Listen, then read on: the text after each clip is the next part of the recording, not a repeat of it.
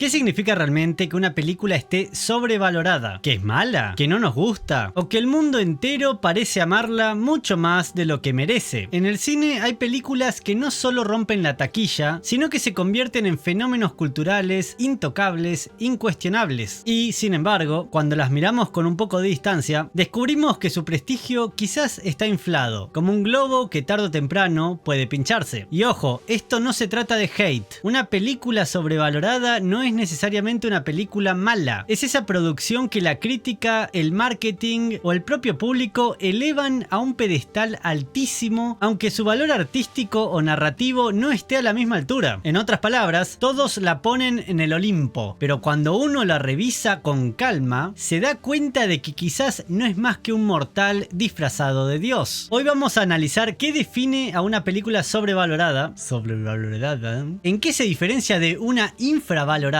cómo entran en juego los gustos personales y, por supuesto, vamos a hablar de ejemplos. Sí, Avatar, te estoy mirando a vos.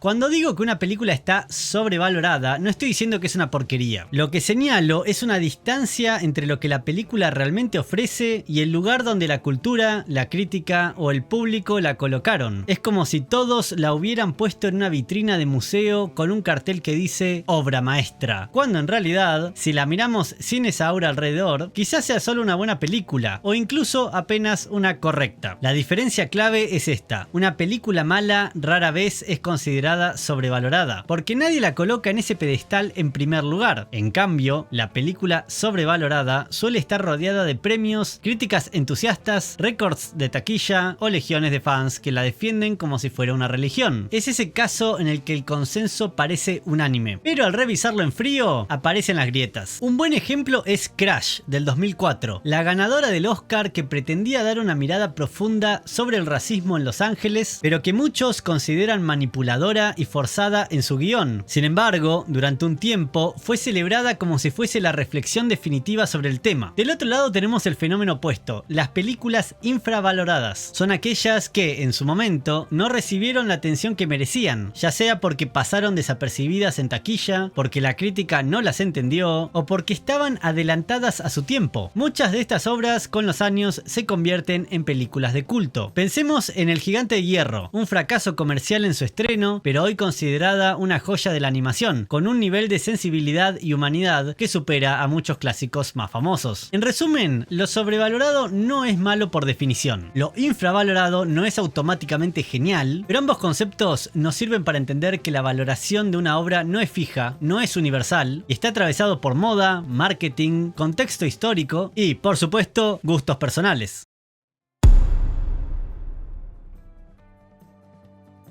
Cuando hablamos de cine, nunca podemos escapar de la subjetividad. Lo que para algunos es una obra maestra, para otros es un aburrimiento. Y ambas posturas son válidas, porque el arte no es una ecuación matemática. Es experiencia, emoción, contexto y, sobre todo, interpretación. El problema aparece cuando esa subjetividad se confunde con un veredicto universal. A todos nos pasó. Estar en una conversación donde alguien dice: ¿cómo que no te gustó La La Land? Es perfecta. Y uno se queda pensando si acaso está viendo otra película distinta o si simplemente el consenso cultural es tan fuerte que parece prohibido disentir. Acá entran en juego dos valores diferentes. El valor cultural, que tiene que ver con lo que representa una película en su momento histórico, su impacto en la industria, su capacidad de marcar tendencia. Y el valor artístico, que se mide por la solidez de su narrativa, sus personajes, su estilo y lo que transmite más allá de la moda del momento. Una película puede ser culturalmente importante, pero artísticamente floja. O al revés, puede pasar desapercibida en su época y, con los años, revelarse como una pieza clave del cine. Y ahí está lo fascinante: la subjetividad no significa relativismo total, pero sí nos recuerda que las películas no existen en un vacío, sino en la interacción con quienes las miramos. En definitiva, nuestra relación con el cine siempre va a ser personal, y es en esa tensión entre el gusto individual y el consenso colectivo donde nace la idea de que una película está sobrevalorada o infravalorada.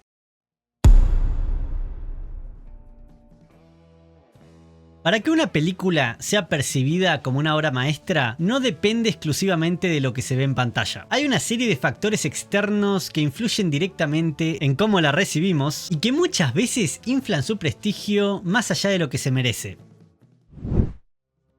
Hay películas que llegan al espectador mucho antes de estrenarse, gracias a campañas de publicidad millonarias que convierten la experiencia de verlas en un evento global. Para muchos, Star Wars The Force Awakens no solo era una película, era el regreso de la saga más grande de todos los tiempos. Ese tipo de expectativa ya coloca la obra en un pedestal casi imposible de cuestionar. El cine avanza gracias a lo técnico, pero cuando lo visual tapa todo lo demás, la percepción se distorsiona. Hay películas que deslumbran por efectos visuales revolucionarios o por cómo usan la tecnología, pero cuyo guión no está a la misma altura. El público recuerda la experiencia sensorial, pero si uno rasca un poco en la historia, no hay demasiado para sostenerla. Muchas veces no queremos quedar afuera de la conversación. Ir al cine a ver la película del momento se convierte en una forma de pertenencia. Eso genera un efecto bola de nieve. Más gente la ve, más gente habla de ella y más difícil resulta criticarla sin parecer un aguafiestas. Bohemian Rhapsody, por ejemplo, fue un boom global, en parte porque era casi un karaoke colectivo de Queen. La película en sí, más discutible. Sucede a veces que los críticos, en lugar de desmarcarse, terminan celebrando lo que ya es popular para no quedar como los que no entienden nada. Así se refuerza el consenso en torno a ciertas películas que, quizás, no resisten un análisis más severo. Finalmente, la perspectiva histórica puede ser implacable. Muchas películas que parecían intocables en su estreno hoy lucen deslucidas o irrelevantes. Otras, en cambio, resurgen con fuerza y reclaman el reconocimiento que no tuvieron en su momento. La sobrevaloración, igual que la infravaloración, no es fija. Cambian con el tiempo y con la forma en la que nuevas generaciones reinterpretan esas obras.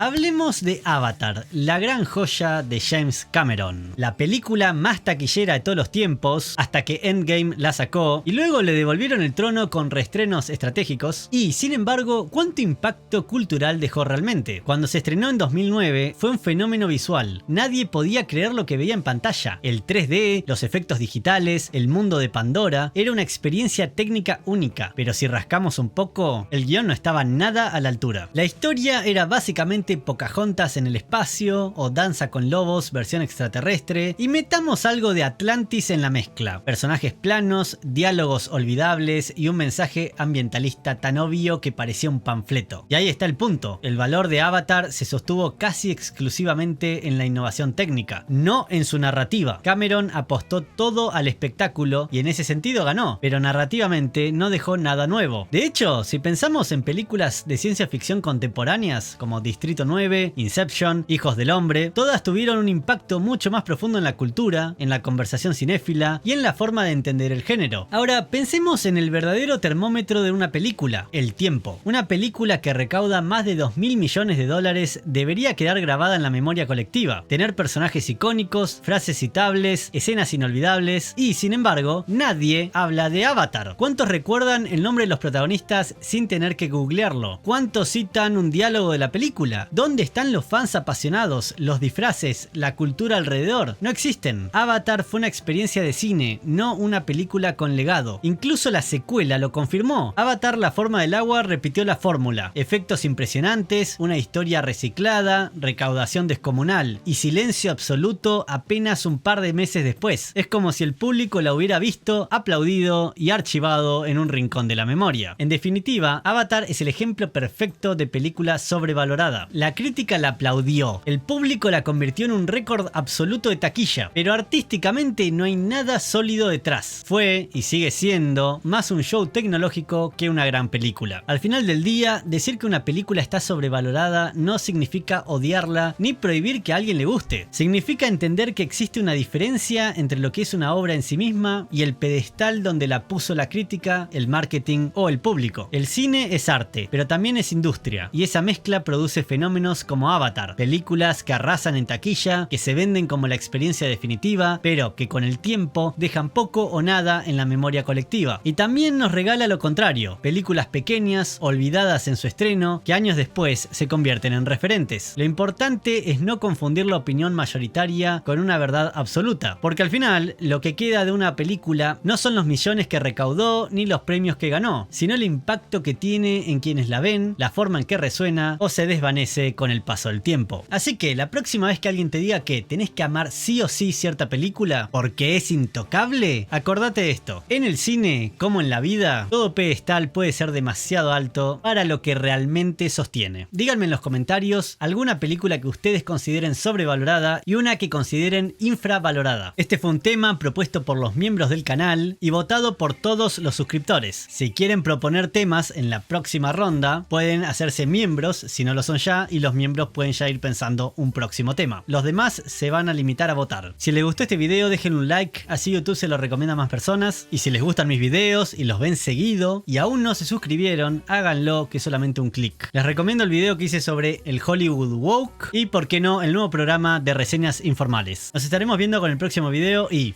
¡corte!